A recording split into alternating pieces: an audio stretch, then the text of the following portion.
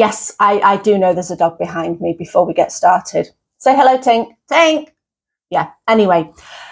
Did you know in the UK, 9.5 million tons, so 9.5 million tons of food gets wasted every year, with 70% of that, as I was saying, with 70% of that coming from your average household, and that is enough to feed 30 million people for a year. Now, I'll put a link in the description box to the website that I am using to get all this information. And I just found it really interesting, and I'm trying to think about what ways we could save food and prevent it from going into landfill and being completely wasted. So let me know in the comments below, do you do the things that I do? Is there anything else that you do to save food and prevent it going to waste? I'm going to come up with 5 things that I do to prevent food waste in my house. In the fridge, if you have got any things that you have opened or cut into, pop them in a box. That's what I do. I have a box here with the open salad that you saw I was going to throw away in the thumbnail, a bag of broccoli that's open, because we generally have broccoli in this house, an end of cucumber and a couple of tomatoes. So I know tonight these are going to be used in my tea somewhere, somehow, to make sure that they are used up. So this is a really handy thing to have. Also, with the bag of salad, if you're not going to use it up, the bag of lettuce, it can make a really, really good soup. If you use it like a leek and potato soup, take out your leek, just put in a little bit of onion for flavour, cook your potatoes and your onion, put in your stock, and then add your lettuce near to the end and just blend it down, and it makes a beautiful lettuce and potato soup. I did that in one of my Soup of the Month videos, and it came out really, really good. Now we're going to head into the freezer. Bananas. I have one here. These are the way I do bananas. I don't bother peeling them.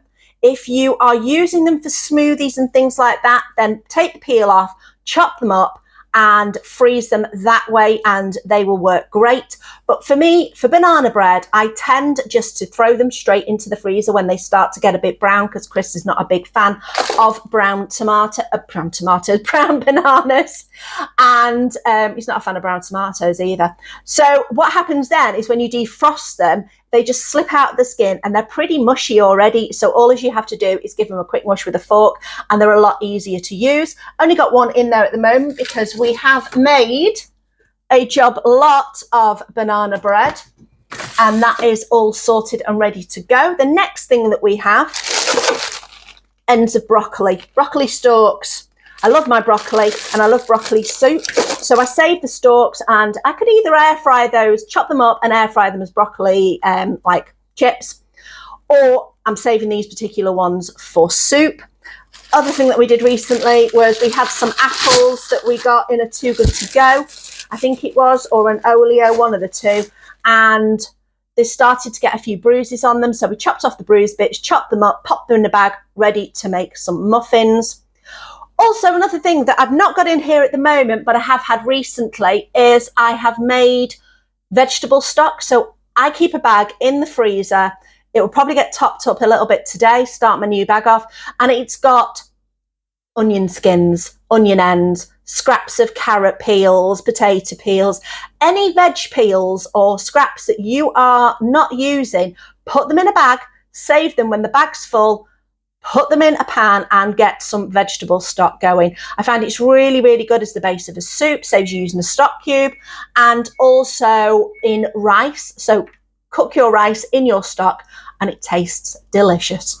If you've been watching the channel long enough, you'll know that I have gone 2 years without buying bread. I get my bread from Oleo, and that includes bread like that, muffins and bagels and Warburton Spins and pretzels, all kinds of breads. And the reason that I can do this so much is because I put all my bread in the freezer. I don't separate into sandwich bags. I literally dump it in. It has always been fine. Break off what you need. You might get an occasional one where the break's not perfect, but it works really, really well and has saved a fortune. I can't imagine how much money we would have spent on bread in the past 2 years if we didn't have space in our freezer.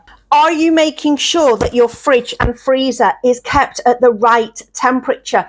3 degrees for your fridge and -18 for your freezer is the ideal temperature for keeping it perfect. Any lower in the freezer, sorry, any higher, so 19, 17 and above, and it won't be kept at a good standard for food safety. Any lower, and you're not optimizing fuel economy, so you're not saving electricity. And 3 degrees is perfect in your fridge. If you're wondering what's happened in my fridge and why I'm a bit icy, was because I had my tray of banana bread in there. The door didn't get quite shut properly yesterday. So do that. That will save food waste. It just went a bit icy, nothing defrosted. Fortunately, the -18 temperature was maintained. Good luck for us. This bag of salad, which I got from Olio, so was free. So they'd reduced it in Tesco's. I got it for free. This was the 7th of June. We are currently on the 12th of June. Many people will have thrown that away. I'm not going to, because I can see it looks still fine.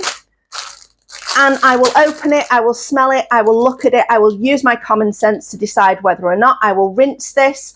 You can refresh it in some iced water or really, really cold water, and that will keep that fresh. So just keep these as a guide. They're not 100%. Remember, these are guides for you to use by. Now, use by date is a little bit more strict than a best before date, but most things are on a best before date. So if you look at your tinned goods, I know this tin is old because I know it was old when I got it, 31st of the 12th, 2023, but this is a best before date. Canned goods last long, long, long beyond their actual date.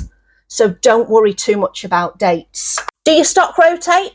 So when you buy something new, does the old stuff stay at the front and the new stuff go at the back? We buy Chris's milk 5 or 6 cartons at a time, and I always make sure. So we've got an 8th of July, but behind, we've got a 9th of July. Make sure those dates go behind, just like they would in the shops.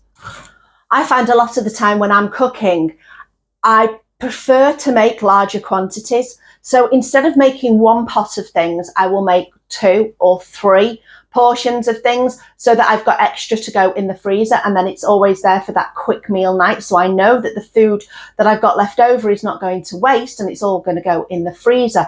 If you've had a look at, I've got a slow cooker meal that I did. It's called 1 Pot 3 Meals, where I made a basic meal in the slow cooker and then portioned it into 3 different things. So I think we ended up with a chili, a spag bolognese, and a moussaka filling. So you've got 3 things. So I was using up all the vegetables and products that I had in the fridge that needed using up, the onions and peppers, etc., that was probably starting to look a bit wrinkly, and they just all went in the pot and became one massive preparation to save time and also to save money. If you feel it works for you, a meal plan is a great way of making sure that you're using up what you've got. So start your meal plan by looking what you've got in your cupboards, your fridge, your freezer, what needs using up. Start your meals based on that, and then only buy the extra bits that you need to supplement those meals that you're going to make for the week. I know that works really, really well for a lot of people and is really useful. I don't know if any of you have watched the TV series, I think it's called Eat Well for Less, the one with Greg Wallace. And I remember there was an episode where the couple just seemed to regularly go to the shops every week and buy the same things week on week on week. And Greg is there going, why have you bought jam? You've got 7 jams in the cupboard. Why have you bought cheese? You've got 5 cheeses already in the fridge. You could tell that this couple just did not look at what they'd already got in stock before they went shopping, and so we're wasting so much money and throwing so much food out. It says on average that with all the food that we're wasting, it's £470 per household of food that goes in the bin that could have been eaten.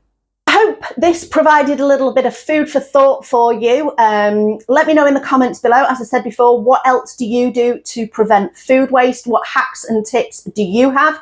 If we collect enough together, we'll do a viewers video on your hints and tips to give to everybody, because the more we share about what we know, the better that we will all be. So I hope you enjoyed this video. I will put a link to the video on One Pot 3 Meals over here. And then I've got some use it up cooking going on over here. Thanks for watching. Do that liking and subscribe, please, if you haven't already. I would love to have you join us on our frugal journey. I'll see you next time.